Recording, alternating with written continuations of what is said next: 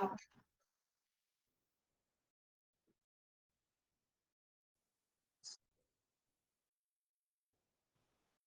good evening. This is Vishak here. Welcome to everybody to another one of our webinars from Apposite. We're really excited, to be talking about something very interesting, regarding learning in the current age. And I have Kavita over here with me. Kavita is one of the co-founders of Apposite, and she is an avid instructional designer with lots of years of experience, more than 2 decades, I believe, right, Kavita? So I Yeah. think we have a very interesting conversation. What do you think? Excited? Yeah, I'm extremely excited, Vishak. I think the topic is really, really close to my heart. It's almost talking like, about me. Yeah. In fact, actually, I'm was thinking I got distracted a bit with some of the presentation material for this actual webinar. So just imagine for this webinar, I got distracted. So case in point about what we are going to talk about. But yeah, so Exactly. I think, I was like looking at the Teams chats, looking at some of the emails. So we are in the world of distraction now. absolutely, absolutely. Let me share my screen here. Okay. A moment.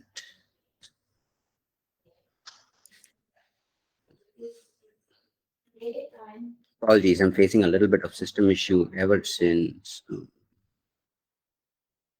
This is a classic distraction, Vishak. Yeah, I know, right?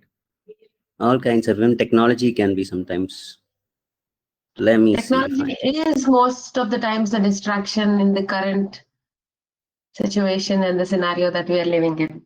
yeah, absolutely. See if I can share just the window. One moment.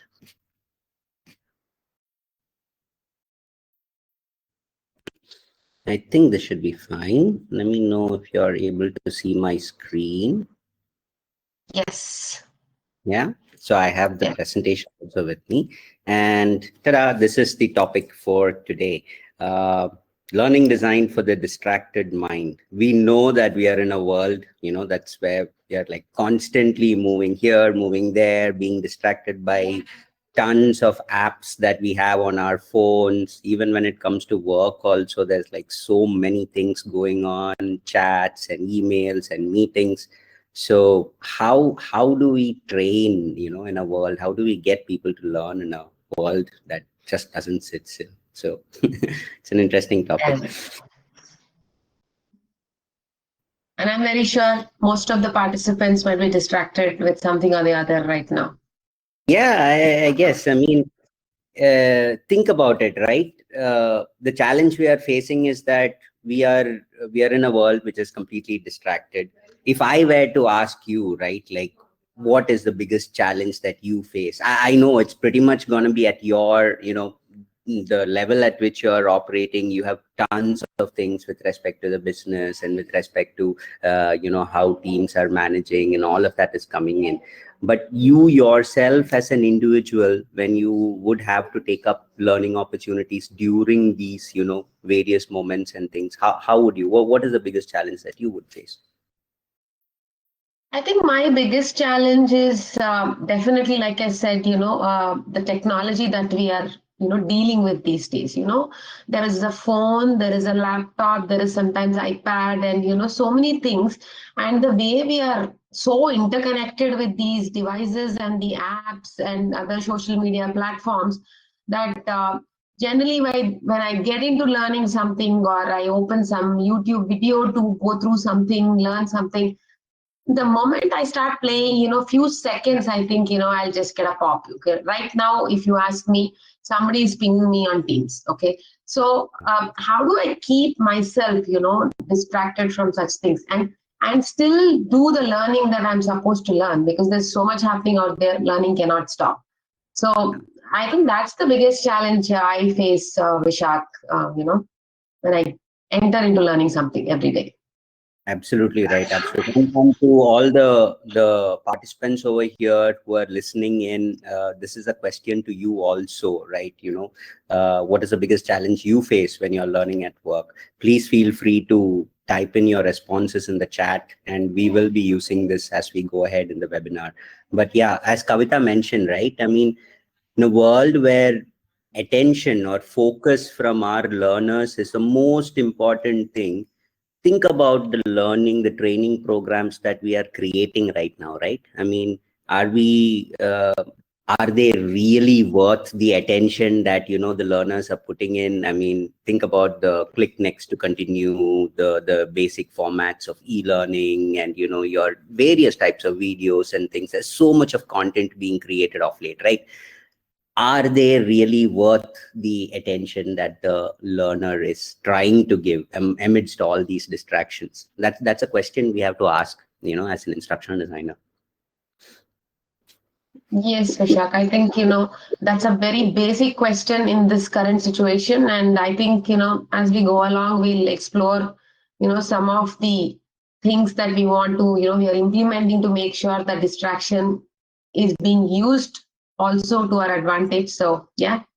Yeah, and that actually moves into this part about, I've been reading, and there's a lot of science around this. The over the centuries, over time, human attention spans have come down like drastically. And there is this one study that even says that at present, our complete focus to one particular content area or anything that's happening in life, it's very limited to 8 seconds, and 8 seconds is all we have as a human being. Think about it, a goldfish has 9 seconds more, so it's almost a second more than human beings. It's really funny. I wanted to demo this in real life, like, I'll what I'll do is, in the next slide I have an infographic that I will show you, all right, and I'll measure this for about Mhm. 8 seconds. Take a look at the infographic in the next screen. Let me just blow it up for this thing. I'm going to measure time now for 8 seconds, and I'm going to close this.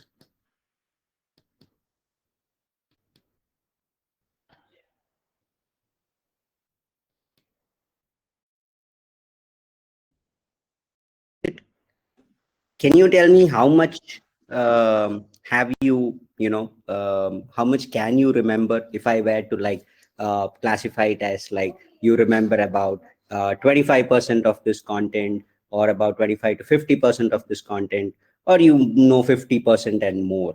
How much do you think were you able to get within these I, 8? I think I could barely just, read, and I was like looking here, there, everywhere on the screen. And by the time, I could even do something, you just closed it. So maybe 25%, That's it, and not right? even And that much. I think. Yeah. very curious to know about others also, to see if they, if anybody could remember more than that. I'd be happy to know. Please put down your comments in the chat. But this is what I'm trying to prove. Like, we are given information pieces like this today in our learning programs, and we are expected to kind of focus and remember this, sometimes without even having a proper testing mechanism or trying to understand if we really absorb this, right? And Right. this is most of our learning nowadays. Really funny.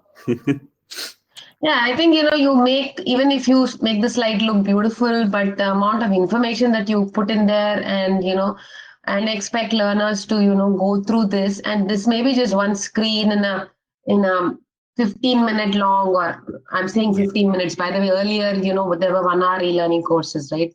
Right Yeah. now we're talking about seconds and not even minutes. It came down to minutes, and now it has come down to seconds. So that's how our brains are, evolving. Yeah, and that's the thing. I mean, this is all of us. Like, I've pulled out one person who belongs in a sales team, and this is real information that I got from the person, where every day, or probably in a moment to moment basis, 47 teams notifications. There's about 3 urgent mails that they want to, they need their attention to be given to. 10 minutes until the next call, and within all of this, they are given a 90-minute compliance training to take up, how effective do you think would her, learning be with all this going on? Yeah, I know. really. I think while all these things like Teams notifications and other things have made our work and collaboration much more smoother and remote working much more easier in the current distributed workforce culture that we are in. But what is it doing to our brains? And what is it? How is it impacting our ability to absorb information or even stay focused? I mean, as you're showing this slide, Vishak, I mean, there's just four numbers here, but you won't believe my mind went in two, three other directions already. Okay, so yeah, I mean, it's extremely difficult for someone like us. Now, I think people in the age of 40 plus and all that. I feel there is a difference versus the younger generations who are more in this kind of environment already learning and trying to live in this kind of environment. I think their attention spans, not sure. I think they're going to be worse than ours. So yeah, I totally understand. Almost like we are creating old style the learning solutions that we used to create in early 2000s, Yes. 2010. Those are the kind of things that we are putting out right now. And the audience that you just mentioned, the post millennials, Gen Z and such, they don't have the attention. So how do you expect them to kind of get anything at all from these kind of the old style learning solutions and things that we are still trying to put out, right? Crazy it is. Yeah. Yeah. Yeah. AI is bringing another totally different perspective. So yeah. So what do you think? I mean, between this, science is saying that, almost every 6 minutes that we are getting interrupted. And if we get interrupted, then it takes almost 20, 23 minutes to refocus back on, what we are supposed to do or learn, if it's learning. In this case, what do you think would be the best way? As in, how would learning be easier in this kind of a scenario? I mean, learning in the current way that we're developing, mostly, I wouldn't say that everybody is developing this thing, will not really work in a situation like this. That I look at this screen, I'm reading like this particular screen. I think just the two sentences and two numbers, so it's much easier for me to absorb. But if there's little more than this, I'll look around, I'll start thinking, and I'll look at my phone, you Be know. lost. But I think if learning can be made in a way that it can keep the attention a little longer and or take advantage of that 8 second attention spans that are there, I think we'll be hitting the target more easily than creating these longish or 10-minute micro learning. Also, I wouldn't call it a micro learning anymore. Yeah. More. Yeah, it's 5 minutes, 2 minutes. Those are the kind of durations we are looking at. I'm very curious to know from the people in the chat if they can put in, like, do you have any other ideas where how would learning be easier with all these distractions and things that are coming in? If you have ideas, please feel free to share with us. Be very, it'll be interesting to know what other ideas that we have. But yeah, we are going to be looking into some practical applications. We do understand that it is definitely a distracting world, and there is no way we can say that the learners are at fault over here. It's us, the learning experience designers, instructional designers, everybody who is within this thing of creating learning experiences. It's our responsibility, right? I mean, these distractions are not going to go anywhere. So how would we kind of work over this and create some really impactful learning solutions, learning experiences for the current generation of learners? I Yeah. have And okay. interesting Yeah, this is interesting. I have an interesting fact for you over here, Kavita. Check out this thing. I found out this brain scans. Look at the difference between a focused brain and the multitasking brain. Okay, and this is what you see on the right is all of us right now. It's almost as if our brain physiology has changed because there is no way we can escape distractions. Correct. So Yeah. it's like this has become the norm now. Yeah, I'm just looking at it and comparing and seeing, and I'm visualizing my brain here. I'm Yeah. definitely on the right side, okay? Unless there are times that you meditate, I may be a little bit on focus, but throughout the day, I think I'm on the right side of the chart that Yeah. you showed. Yeah, So it's crazy. this is what I'm trying to say. As in, like, it's become like this right now. There's no way we can go. We can change the environment as such. So if the environment is going to be like this, how are we going to even design learning and such? So that's what brought me to this thing about our learning happens at 4 levels basically, and this kind of helped me understand the attention, how it goes in a very interesting way. Because of late, right, most of our learning, don't you think it occurs in a way where our peers are learning something, or our organization tells us this as a group or as a team, like this is what you need to learn. So everything happens in a very social way. We are not really motivated, or that curiosity comes at level 3, but most learning today is at level 4, where it's just somebody telling you, or a organization, or a body, somebody telling you that this is what you need to learn. Curiosity starts where you yourself kind of figure out, is this something that I would like to learn. But most often distractions cause you to move away. That curiosity is not completely, how would I say, satisfied. You just move Yeah. away from it. This is where your level 2, that reward mechanism, helps very much. Because when the reward thing comes in, like, oh, okay, what's in it for me? If I take this program, I'll get a better job, I'll get more money, social standing. These kind of rewards really help us. And so we need to start at level 2, is what I think. And survival is definitely, I was gonna ask you this, like, the earliest that you can remember, right, when you had a successful training program that you sat through. Do you remember that, Kavita? The last one that you Yeah. remember, Yeah. very impactful for you. Yeah, actually, thanks so much, Vishal, for showing this kind of a pyramid. Okay, so while you were showing and you're talking about the different levels, my eyes went into the first level 1, and if I have to answer the question that you had asked, I would say way back in 1999. Okay, can you believe it? Yeah. Because I think the trainings that I have attended, or I have, gone through myself, the self-paced ones and all that, I think they are mostly maybe at level 3 or mostly at level 4.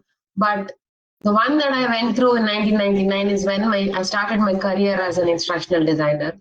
And at that point, just coming out of college, it is survival for me. Okay, I needed to get something to get going, right? So, and that stayed in my mind for all these years, and throughout my profession, and that kind of an impact, that training had on my brain. So, Amazing. I So it's totally that agree. Yeah. that's level 1 for you. And how many such experiences can we find today, when we get out of college, right?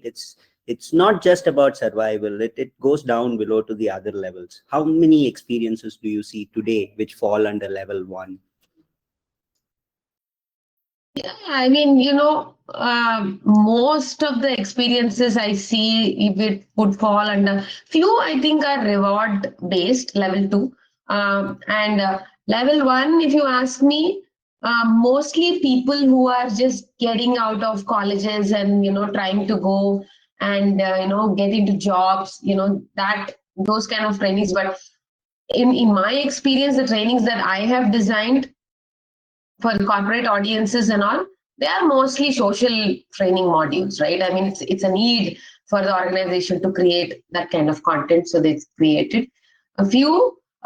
One I think I remember, which we have created, Microsoft for philanthropies project. Vishak, I don't know if you remember the Reweave project that we had done. It is definitely a training that is created for the handloom, weaving communities in a rural area in Telangana. I think it's mostly to teach them, how to sell their products online, and what is e-commerce and how do they use these platforms. And that's a survival kind of a example. Okay, I mean, people were struggling to sell their products, so that is one thing. But imagine, in my 23 years of experience, this one thing just came to top of my mind, which hits level 1. And so yeah. True, it's true. In fact, certain things like, some of the compliance related trainings and all that companies have, if they were to look at it from this angle, right, it is based, the company, the business survival depends on certain regulations, certain policies, certain things to be in place. But considering that the learning is not developed at that level, most of the learners take it as sort of, okay, I need to check this box and just put it up over there. So it automatically falls down the levels. Whereas actually the need for that training is very important. The company's survival is dependent on that. But yeah, it just goes off like that. It's interesting.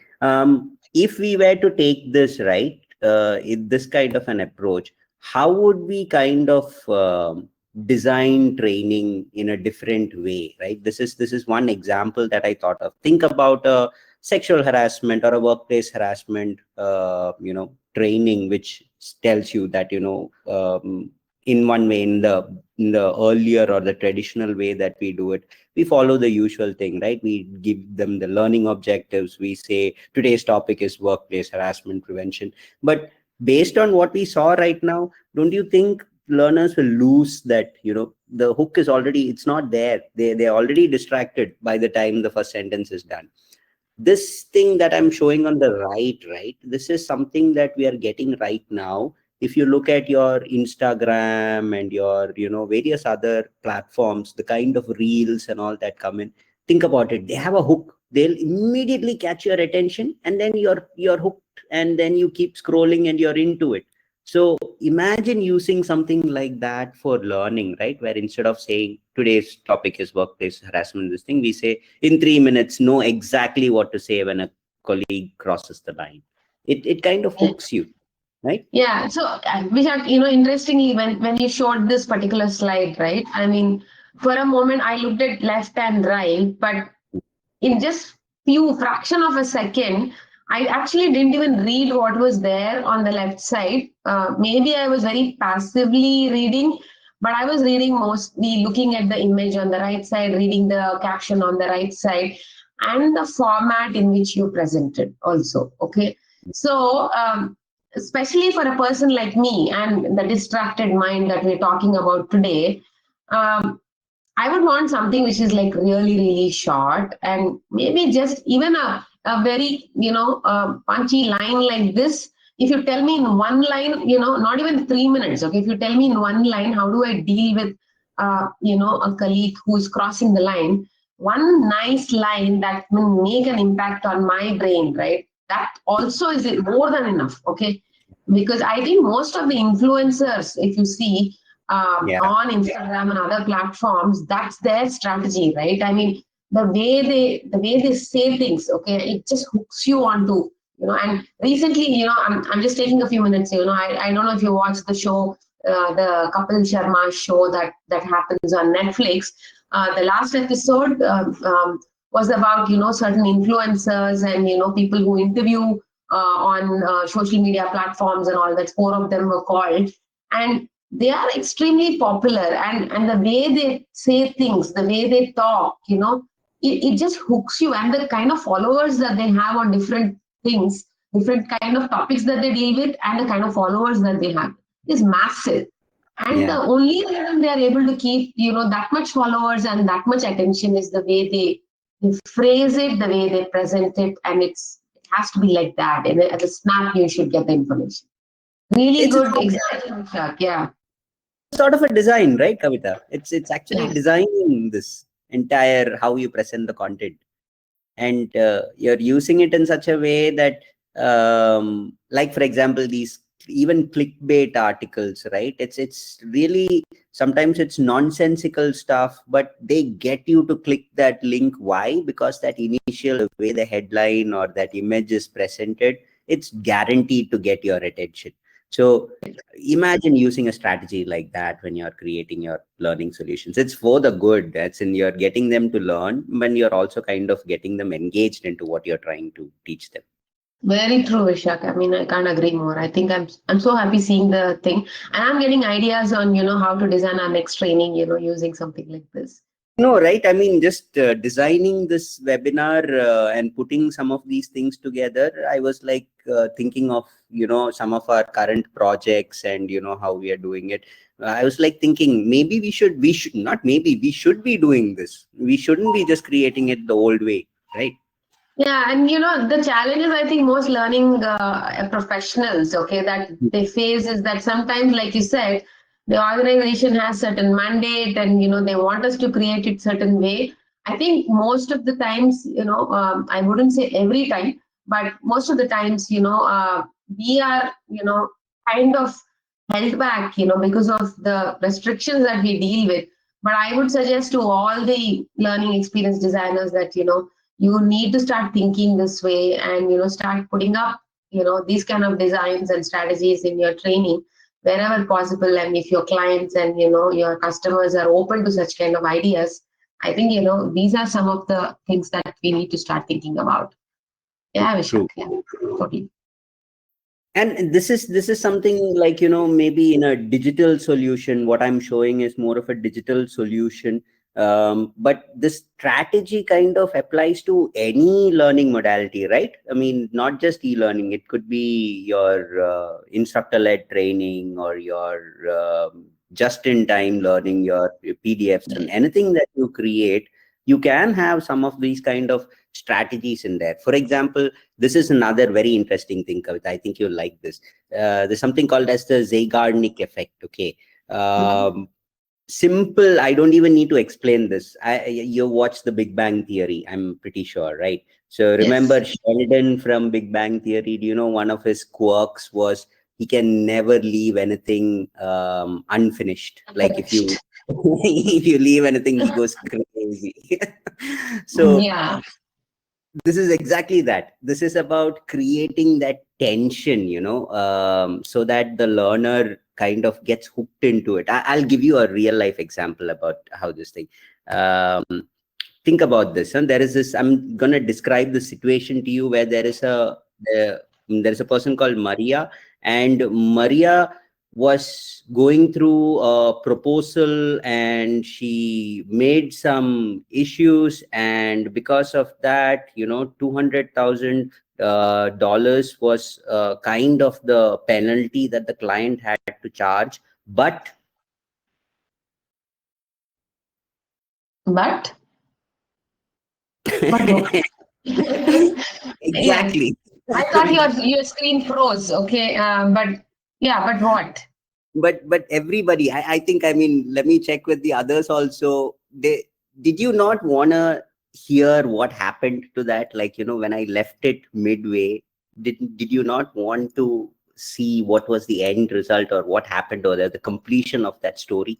That is the Zeigarnik effect, where you leave certain things, you don't complete it, you create that tension. And what happens is that regardless of what distractions are around you, the learner's focus will be on to that completion. That brain has to ensure that this whatever has completed has to be, whatever has started out has to be completed. This is something that we can easily make use of in our solutions, whatever be ILT, instructor led training, or e-learning, or videos. Think about if we can create the tension up front, and that helps the learner kind of focus immediately and say, I need to know what happens after this. Yeah.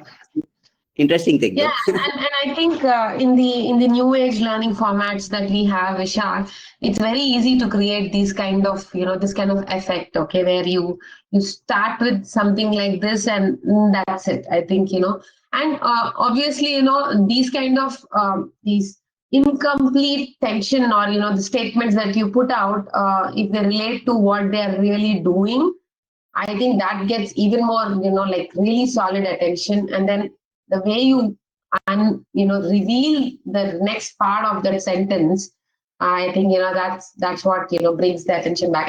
And like you said, if you're using something like this in a classroom training on e-learning, which is little longish, or take classroom training, okay, or even a webinar like this, okay, we need to do something like this every few minutes to keep that tension going on, okay. Otherwise, after a point, and people say, add some interactivity so that the learner is not feeling passive. I think that is gone now. Okay, I mean, how much I'll click. Okay, interactivity comes in many forms. Okay, not just clicking. Interactivity is just making the brain to start think and get back to focus. So, yeah, very very true. And we can use this in our learning solutions by imitating what is exactly going on in those platforms where our learners are currently, right? I mean, if you notice, most of us are on those platforms like your Instagram or your X and your Facebook and Substack and so many others, Reddit and all of those. So that's where they spend most of their time. And then why would they want to come to a traditional e-learning that they have to access on their laptop and sit and click continue and click buttons here and there?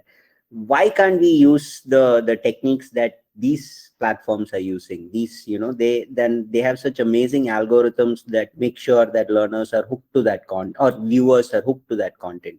So I'm like Sure. thinking, why can't we replicate those kind of strategies within our learning solutions? Kind of keep them hooked to it. Yeah, I think everybody wants to. Most of us want to do something like this, Vishak. But like I said, we. I think as learning experience designers, a lot of challenges come in forms of technology. Sometimes it could be even budget restrictions that we deal with, Yeah. and also security, or some kind of concerns that we have, that we don't want to put content out there so publicly, through these platforms and all that. But still, I feel there are workarounds to things like that also. So, even if you don't want to put your content on via through a channel on Instagram or something like that, you'll have to maybe create platforms, or apps or something like that, which simulate the similar experience.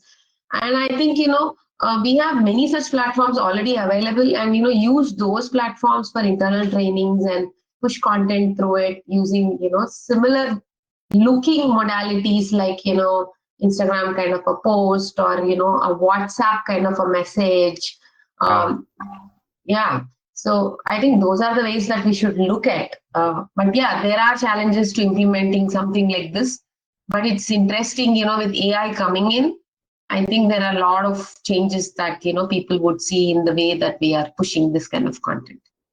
I know. I think a successful learning intervention today would be if somebody is on Facebook or Instagram and they suddenly switch to the learning experience, because that's more engaging or hook, really a good hook over there. That would be a success actually for us if we were to get Yes, them on that platform.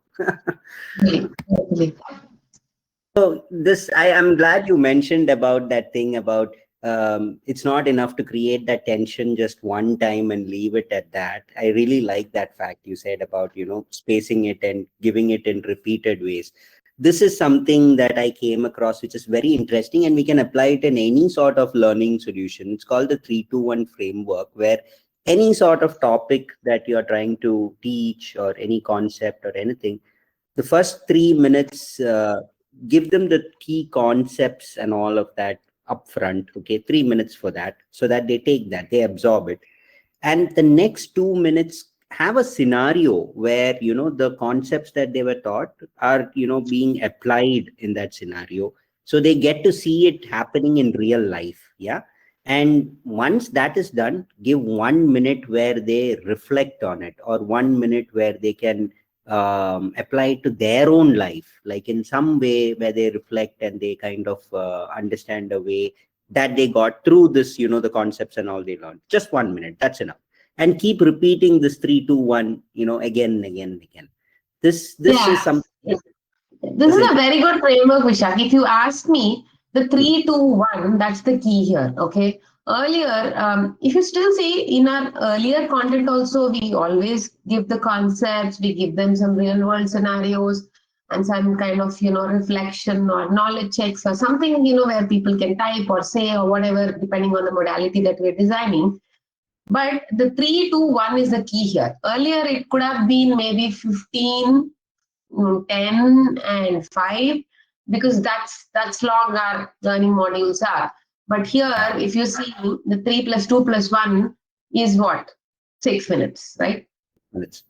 Okay, so but you're still trying to do this, and in the previous example that you had shown on the right side, that kind of a video kind of a thing with the hook and things like that, I think 3 minutes to create some kind of, and the modalities have to change. The framework is 3-2-1. To do 3-2-1, your earlier modalities may not work. Okay. You can't do a traditional e-learning, in like 1 minute, 3 minute, 2 minute. I mean, with a proper interface and all those things won't work. I think you'll have to look at the new age, platforms, new age designs, and the presentation strategies. So yeah, it's very true. The numbers have really, really reduced. I'm very sure this 3-2-1 will become like 1-1-1 or 1-1.5 or something, yeah. Probably, yeah. It's I also have a little example over here where it's called the SBI model demo. It's just something simple I wanted to try with everybody over here. You can try this out. So SBI is nothing but situation, behavior, and impact. Okay, this comes within your leadership development training and all, where you have to give feedback to somebody, right? So you kind of make sure that you follow these 3 things when you are giving feedback to somebody. You describe the situation, you describe the behavior of that person, and you describe the impact of that, what happened over there. So that's the basic, the concept behind the SBI impact. So this, now say if I were to give you a little scenario, right? Like say in my team there is somebody called as Raj, and Raj is having trouble with meeting deadlines, giving the storyboard on time and all, because of which the clients are not really happy, right? Things are not moving as per timeline. So what I do is, how do I use SBI over here? I call Raj and I say, listen, Raj, in this, yesterday we were supposed to give the storyboard within by 5 o'clock to the client, but because you were not able to respond within time, the client has got very irritated and is even thinking of pulling out of the project. So situation, the behavior that happened, and the impact, right? The scenario. Yeah. Now think of it for yourself, Kavita. Do you have somebody in your team? I hope it's not me. But if you in your team, think about it. You don't have to reveal it here, and this is open to everybody else in the chat. If you want to put it in the chat, or you can just think for yourself. If you have somebody that you want to give some feedback to, try using this situation, behavior. Define what was that situation, what was that person's behavior, and what was the impact that happened. Try and put this in your in a way, like, think about your own self. So you don't have to put it up. Yeah, and I'm able to think of multiple examples, Vishak, and I'm also thinking, this kind of SBI model that you're showing, right? It can be used typically, in our trainings where teaching some behavioral aspects and those kind of things that we're training. And if you keep this model as a model that you want to follow, or something that you want to use, and then create your learning content around these 3 things, okay? And I think it will be very, very impactful also, right? You describe, and then what kind of behavior resulted in the situation, and what kind of an impact it has, and use the previous things of creating something which keeps the tension, right? So if you overlay that onto this and then create learning modules, I think that distraction is lost, and you are really pulling people into the situation. But yeah, interesting. Thanks, Kavita. And I'm betting you that through this thing, you guys are not gonna forget the SBI model. It's gonna be in your head in some way or the other. So this it's an example. This is one way in which, we are trying to make the thing very interesting for them. So that's we've been talking so far about, what are the problems that our learners are facing today, and we have some frameworks also of, how to kind of create that hook, create the tension, spaced repetition of learning solutions. So keeping all this in mind, what do you think is, and I've just listed it over here, but it's open to you, Kavita, because you've been seeing a lot of projects that are running, through Apposite and, various other teams, through our clients and such. So what do you think would be a good way to redesign, our existing traditional forms of learning? I think, based on what I am experiencing and based on what I am reading everywhere and, trying to understand, how um, the learning is, going to happen in the next few years, or in fact, even now, okay, is that nobody would want to sit and, go through a classroom session or, or go through an e-learning module, even for 10-15 minutes also, because one is attention, spans, like we discussed, is lost, and retention also, I think, is becoming lesser and lesser, right? Because the mind is so occupied with so many things that, what is there for anyone to retain, okay? And you are this thing, the statement that you put here, stop training events, start performance moments, right? I think that is the key thing that, I'm really thinking about it every day as I'm designing content. Sometimes I'll have to really, when I talk to my customers or when I make a new pitch to my clients also, right? I mean, people are asking, what is it? How are you looking at it? And I think, embedding learning into the workflow of the current workforce, right? I think that's the way to go. Keep considering the distractions we have and the retention, power that our brains have right now. Okay, it's no longer, like I'll go through a module and then I will use it, maybe next day or 3 days after that. Okay, I need to have just-in-time information, like, and that just-in-time has become like, it was a term which was used earlier as an Yeah. additional content that we used to give. If you remember, we used to create 30-minute e-learning and some job aids, just-in-time, job aids, which they can use on the job. But now Yeah. those are the things that became the core learning elements, and these e-learning modules, I don't know if we should even create, or the longish stuff, I don't know if we should create. And how do They have you? the e-learning modules have become secondary. Yes. And in case you get some time, if in case you want more details to explore. But now with AI coming in, Vishak, how many people are even going and everything they type into these kind of Gen AI tools and all. So I think we need to really capitalize on the current technology advancements that are happening and the current minds and the distractions and the retention power that is there.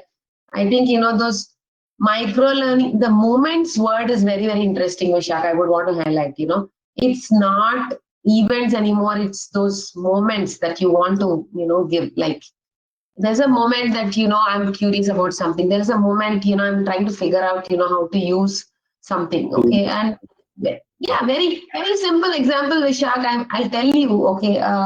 Recently moved to a new apartment and trying to figure out on how to use one of those equipments that are installed in the apartment. And what would I have done in the past? I would either call the customer support, or I will open the technical manual that is there, and I'll have to go through so much. I don't have that kind of a time, and I don't have. I'm already distracted. The moment I open the manual, one message comes thing here, or something comes there. No, what? But what I have done is that, I've taken the phone, taken a picture of that particular device, put it on, ChatGPT or Claude or something, or Copilot.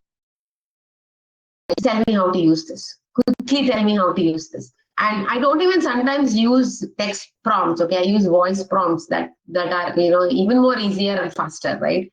And that's the level of, distraction that I'm dealing with, Vishak. Okay, and it gives me. and it's a moment. Aha, okay, this is how it works, and I just do it. So when you're dealing with learners who are constantly, wanting to do some skills on the job, and if you pull them out from that actual job and give them an module versus you give them something while they're actually doing it, it is so handy. Okay, it is so And handy, and it's small, right? It can't be a longish thing. Okay, looks like you're trying to figure out, how to change your background when you are logging into the webinar, or you're in the Teams chat. Okay, it observes the pattern that, or the struggles that you're having.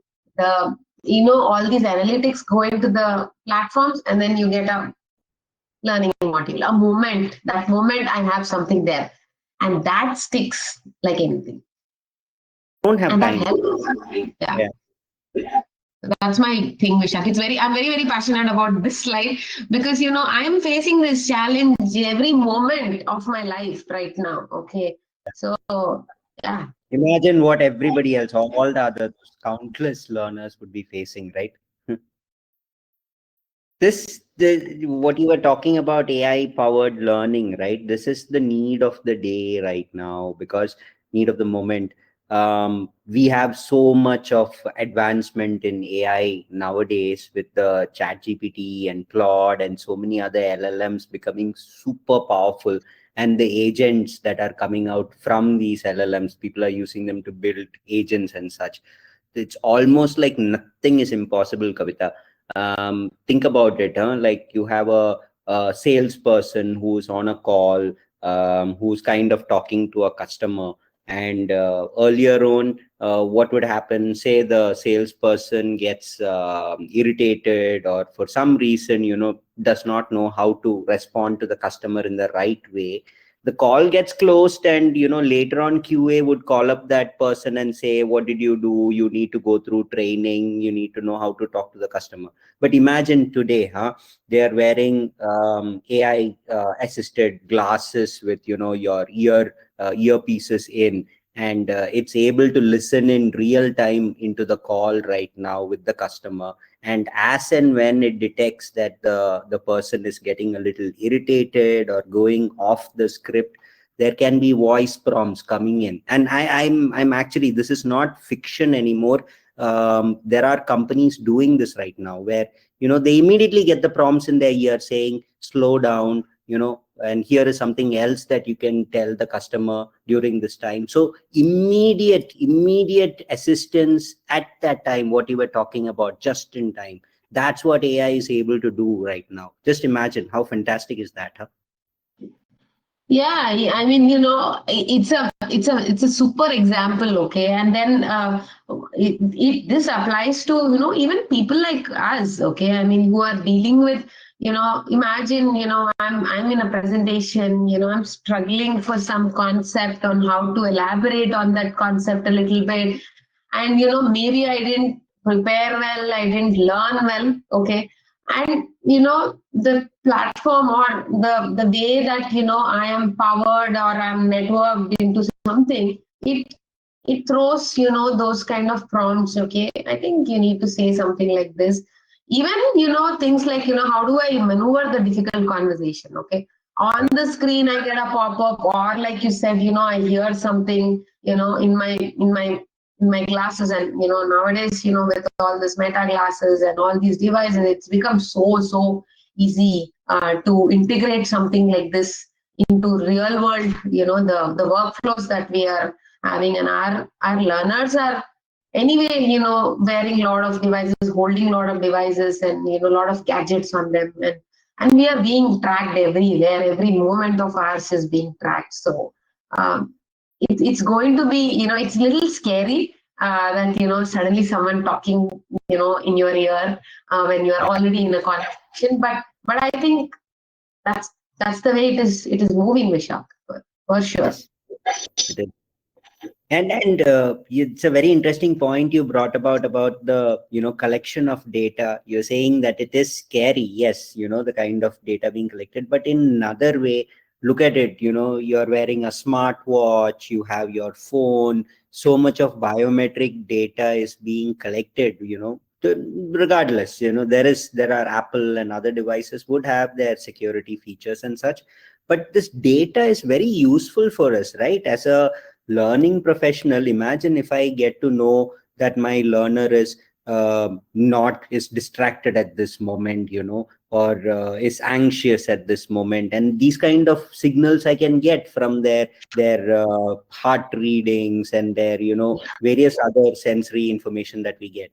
Imagine using that to kind of real time course correct and change the learning journey for them, so that it becomes very adaptive. That's what we call by adaptive learning, right? Not Yeah, the current. the word adaptive learning, Vishak, has evolved a lot. Okay. I think at some point, adaptive learning was, based on how I'm progressing one module, another module would come and all that. So that was a level of adaptiveness that we were talking about until some time back.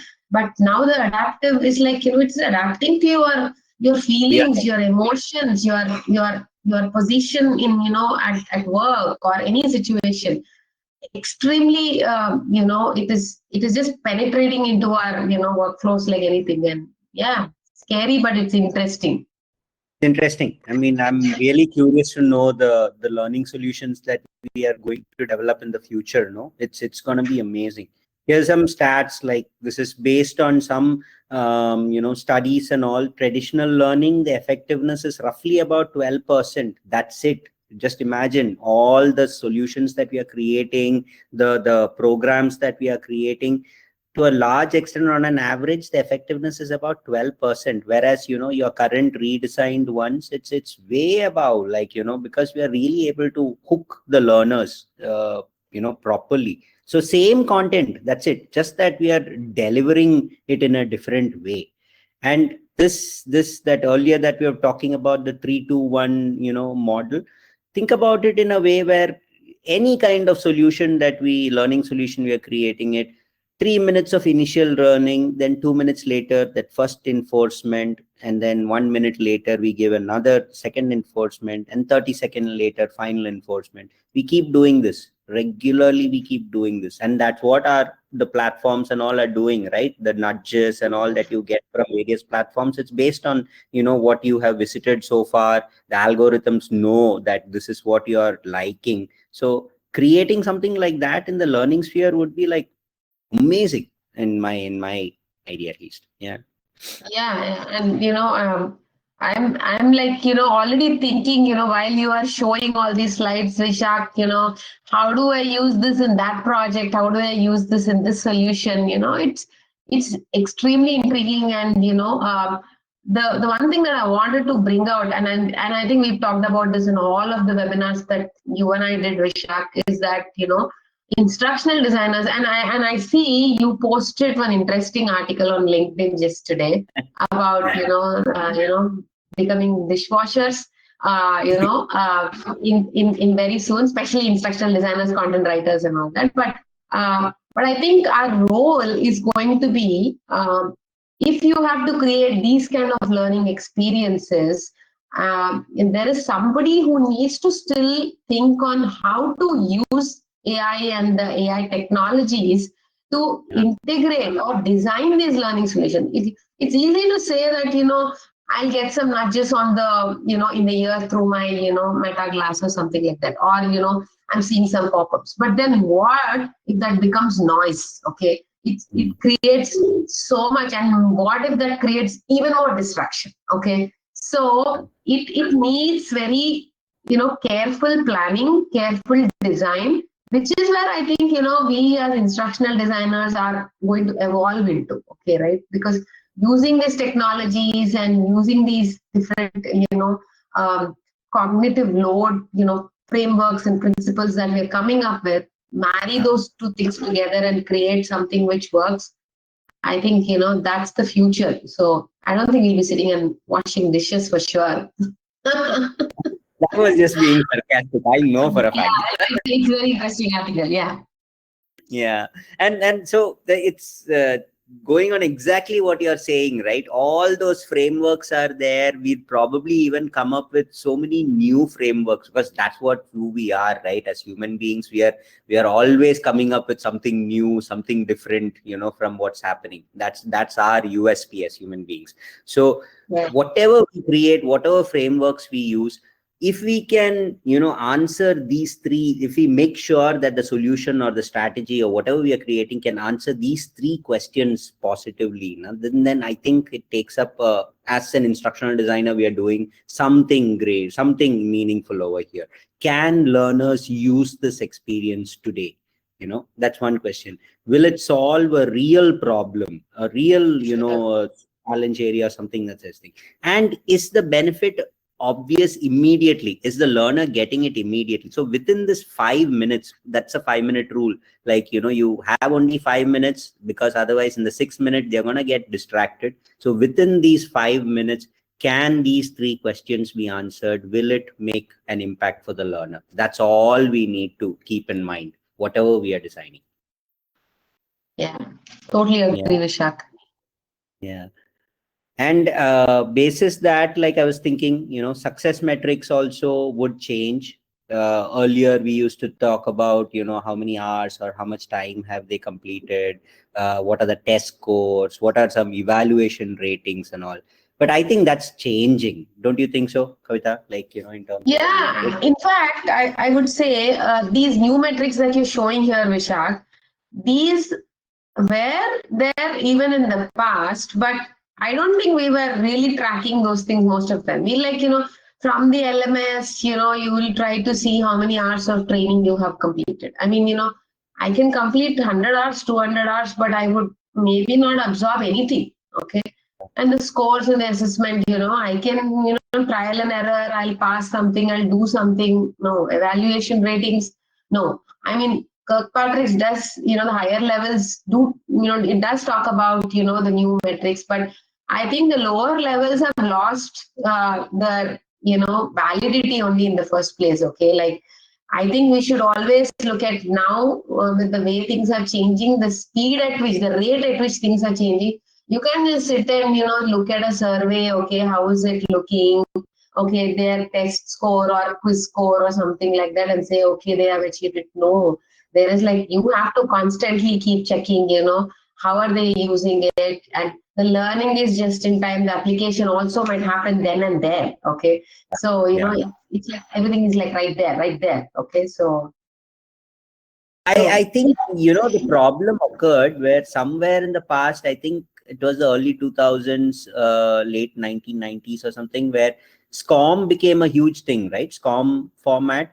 And then AICC, SCORM, so many other earlier formats came in, and the only thing they could measure was duration of time spent on the learning solution. What are the test scores? These are a few data points that SCORM could offer, which we used to the best of our abilities. We used them, but we got stuck in that loop. We figured out that, okay, this is all we could collect. But now, with this technology available and all these biometric data and all available, that's not the case. We have so much of data that is available to us, so makes sense to use all of that to see if our learning is working or not. totally. I mean, And so I was just thinking about some sort of, how we can get real-time feedback from learners. And this is something to do with Maria's resolution, basically. That earlier story, which I left incomplete, right? It's basically got to do, that problem was because of communication. What was the problem over there? Maria forgot, like, the communication with their stakeholders and all was incorrect, led to problems, because of which that 200K loss kind of happened. So in a way, what I'm trying to say here is that Maria's problem is our problem, where it's communication design is what we are looking at the moment. So for communication to be right, we need to make sure that we understand our learners properly, what kind of data we can collect, and then design the most appropriate solution. It's communication design entirely. I think so. I just hope that we can use all of this, whatever the frameworks that we came across right now, and as well as the kind of new strategies that we can use with technology and AI in there. So my request to all of you, to whoever's listening in, and probably once we put this out there and write stuff about it, whoever comes in contact with what we've been talking, uh, try and figure out what is it that you will change. I'm calling it in the next 72 hours because I want to really bring in that urgency, but it's up to you, the projects that you're working in and the kind of experiences that you're creating. Think about it. What kind of change can you bring in, using these strategies, so that your learner at the end of the day benefits from it? I mean, ultimately, isn't that what we are creating the solutions for? So I think I want to leave with this Yeah. saying that just try and think about what kind of changes you can bring in the experiences that you're creating right now. Yeah. And I think this slide is very good, Vishak. I think because we put up this webinar, we've already been thinking about something like this in our minds, and I would like to tell everyone that I've started, and we've started as Apposite. We are using this in all of our conversations with our clients. Trying to see how we can incorporate such kind of strategies in our learning design, and we really urge people to start thinking in this direction. That will help you stay relevant and not become redundant. And that's the fear that most of the learning designers are having these days. So I think the sooner we change our mindset, which is if you've been in this industry for 15 years or more, then you're stuck with a lot of old style design strategies and design ideas. I think it's time to just break out of all those things and then come out with something really new, fresh, and that really works for the current distracted mind, and do not create the previous type of content. Okay, so yeah, I think that's a good thought that we can leave everyone with, Vishak. Thank you, Kavita. And to everybody out there, we hope you got something substantial, something that made you think differently from this webinar. If you have any comments, any questions, please feel free to put it in the chat window. Please feel free to get in touch with us. We are always open here at Apposite, to answer any of your queries, to think about, different ways in which we can create different learning experiences. So yes, please share your comments, your feedback with us. We'd be more than happy to get back to you and, if required, collaborate on ideas and such. So thank you. Thank you so much for this. Thank you, everyone. Thank you, Vishak, for the lovely conversation. I had a lot of fun. Thank you, Kavita. For Thank the you. next Bye. time. Yeah, for the next time. Yes. Bye. Bye.